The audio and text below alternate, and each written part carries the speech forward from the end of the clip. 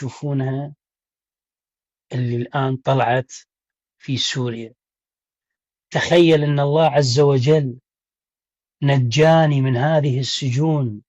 بغمضة عين بدون أن أشعر ولا أعرف كل هذه السنين وأنا ما أدري. بالنسبة للأشخاص اللي رأيت التهم مالتهم التافهة، أنا بالنسبة إلي تهمتي أكبر من تهمهم، وربما أكون أنا موجود الآن في هذا السجن سواء يمكن معدوم أو معصور أو طالع بلا عقل من هذا السجن، سجن صيدناية وغيرها من هذه السجون اللي شفنا بها المعتقلين. هذا السجن لما أتكلم عن السجن اللي سجنته في السعودية ألاقي الكتابات تحت هاش قد دفعوا لك يا ذيل يا معرف إيش يا معرف إيش يا معرف إيش. والسجن اللي سجنته في السودان والسجن اللي سجنته في السعودية والعراق، يعني 3 سجون سجنتها: السودان، سعودية، سوريا، العراق.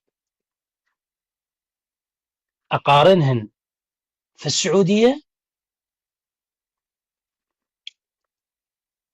يعني مثل اللي يقارن الجنة بالنار. أسألك بالله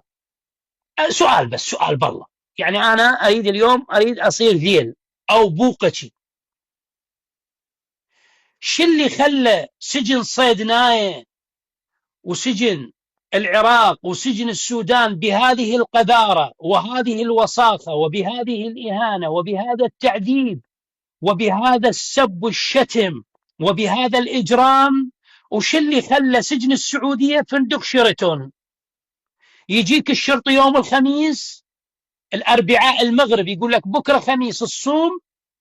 يجيك يوم الأحد يقول لك بكرة الاثنين الصوم، حتى يجيب لك وجبة الأكل الساعة 2 بالليل، يا لحم يا سمك يا رز يا دجاج، معها روبة معها عصير معها فواكه معها خبز معها شاي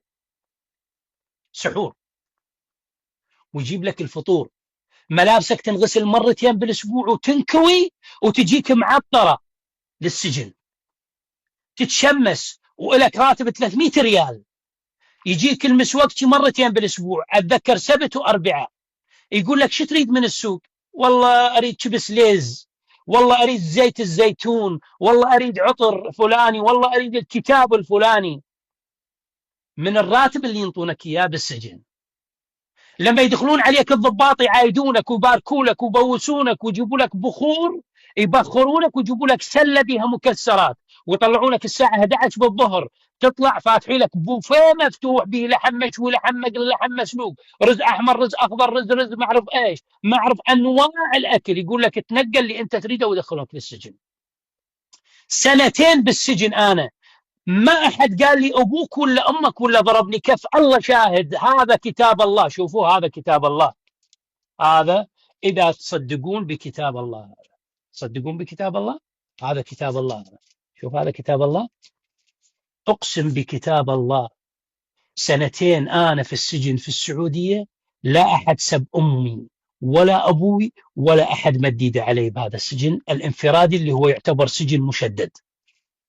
من أكبر أنواع السجون المشددة في السعودية. عارف، راتب، عطورات، تلفزيون، أذان، وأول ما تدخل يعطونك هذا القرآن، أول يوم تدخل يعطونك المصحف، لأن الوحيد هذا اللي صبرك بزنزانة 4 حيط ما يمك أي إنسان بس أنت. بالبداية ما يعطونك تلفزيون، ما يشغلونك تلفزيون ولا يعطونك قهوة ولا يعطونك شاي لحد ما يبتون بقضيتك شهر شهرين 3، بعدين يلا يعطونك الشاي. بس أهم شيء ما حد أهانك. غرفة الدوشق هالكبر، المخاد ريش، البطانيات فاخرة، الحمام داخل سيراميك مصنوع صانعته شركة كندية ميد إن كندا، صانعته كله توماتيك، تدوس الماء توماتيك، تدوس المعرف توماتيك، ويجيك الفطور والغداء والشاي لعند الباب، يدق عليك الباب تفتح الباب ونزل لك الفطور ونزل لك الغداء، لحوم أسماك دجاج فواكه حليب لبن مسوقشي غسيل هدوم، يكون هدومك وتدق الجرس على الحرس، تقول له أريد الدكتور، يسجل لك الدكتور زين، ويقول لك اليوم اللي راح تروح بالدكتور حسب الحجز، يجي ياخذك الى الدكتور سواء بسياره كهربائيه او يمشيك على رجليك، ومن تطلع من الباب صح يشدون عيونك ويشدون يدينك ويشدون رجليك، لكن بالنسبه لهذا اللي شفته في السجون الاخرى، اقول في اخر كلامي هذا يدل على ان الناس هذه في قلوبها رحمه، في قلوبها رحمه، وانا اشهد وقسمت لكم بالقران وان هذه الناس مجرمين ملاعين والدين زنادقه. واخر كلامي انهي هذا الفيديو اقول لكم شغله: الله يعز بلاد الحرمين،